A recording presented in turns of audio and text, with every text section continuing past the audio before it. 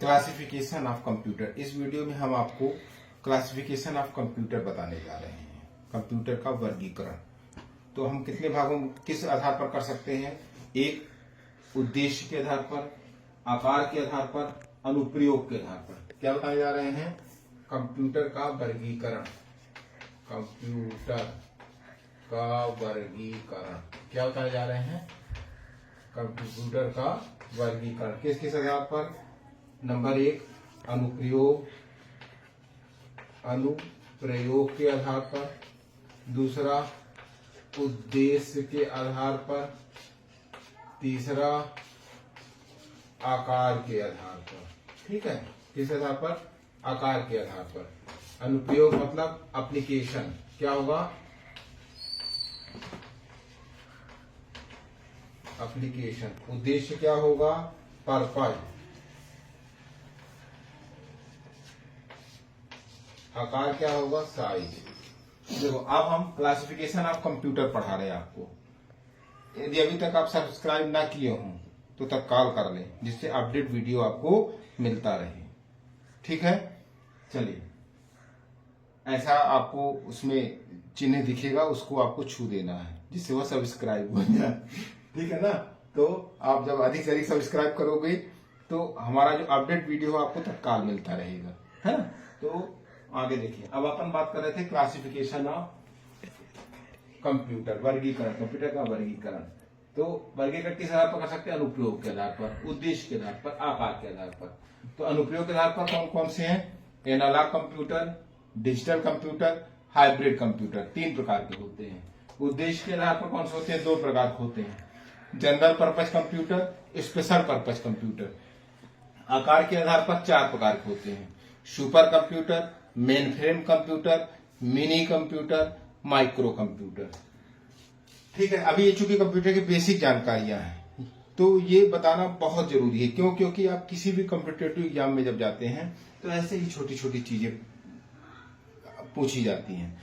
हम आप क्या करते हैं कि प्रैक्टिकली, जैसे वर्ड है, एक्सेल है ना, पावर पॉइंट है, टैली है, सी प्रोग्रामिंग है, ये तो जानते हैं, लेकिन बेस नहीं जानते। तो पहले अपन बेस बता रहे हैं, फिर हम आपको क्रम से एक एक पार्ट को समझाएंगे। तो अनुप्रयोग के आधार पर analogue computer, digital computer, hybrid computer. तो एनालॉग कंप्यूटर कैसा होता है? जैसे अनुप्रयोग की बात कर रहे हैं अभी, है ना? पहले हम एनालॉग, इसमें कौन कौन से हैं? एनालॉग, डिजिटल और हाइब्रिड। तो एनालॉग कंप्यूटर कौन होते हैं? जो भौतिक क्या करते हैं? भौतिक परिमाप करते हैं, है ना? जैसे थर्मामीटर वगैरह देखें तो एनालॉग कंप्यूटर जैसे वैज्ञानिकों द्वारा जो यूज किया जाता है मौसम को मापने के लिए, वो कौन सा कंप्यूटर होता है? एनालॉग कंप्यूटर होता है। डिजिटल कंप्यूटर कौन से होते हैं? जो डिजिट पर आधारित होते हैं। जैसे आप कोई भी गणना करना हो, जो सिंपल वर्क करते हैं, वो डिजिटल कंप्यूटर कहलाते हैं। हाइब्रिड कंप्यूटर कौन से होते हैं? हाइब्रिड कंप्यूटर होता है जो जिसमें एनालॉग और डिजिटल दोनों के गुण पाए जाएं, वो हाइब्रिड कंप्यूटर है। जैसे पेट्रोल पंप में जो लगा कंप्यूटर होता है, वो हाइब्रिड कंप्यूटर होता है, जो पेट्रोल को तो भौतिक रूप से मापता है किंतु आपको डिजिट पर प्रदर्शित करता है। तो वो कौन सा होता है? हाइब्रिड कंप्यूटर होता है। ठीक है, अनुप्रयोग के आधार पर ये एनालॉग, डिजिटल और हाइब्रिड हो गए। ठीक है, अब हम आप आते हैं किस पर? पर्पज। पर्पज के आधार पर, पर्पज के आधार कौन कौन सा होता है? जनरल पर्पज, कौन कौन? जनरल पर्पज और स्पेशल पर्पज। ठीक है, जनरल पर्पज मतलब सामान्य उद्देश्य कंप्यूटर होते हैं, जो सामान्य उद्देश्य स्कूल में पढ़ाने के काम आते हैं, साधारण जो भी गणना वगैरह करने के काम आते हैं, वो जनरल पर्पज होती है। स्पेशल पर्पज जो स्पेशल जगह, जैसे वैज्ञानिकों के पास जो लगाए जाते हैं और विशेष जगहों पर जो लगाए जाते हैं, वो स्पेशल पर्पज, जो विशेष उद्देश्य होते हैं। जैसे रेलवे में लगा जो कंप्यूटर होता है वो विशेष उद्देश्य होता है, तो वो स्पेशल पर्पज हो गया। ठीक है, वो केवल वही काम करता है जो जिसका सॉफ्टवेयर उसमें डाला जाता है, जो उसको कार्य दिया जाता है, तो होते हैं। इसी तरह अब आते हैं साइज के आधार पर। किसके आधार पर? साइज के आधार पर कौन कौन से कंप्यूटर होते हैं? तो आपको जैसा मैंने बताया कि पहला सुपर कंप्यूटर, दूसरा मेन फ्रेम कंप्यूटर,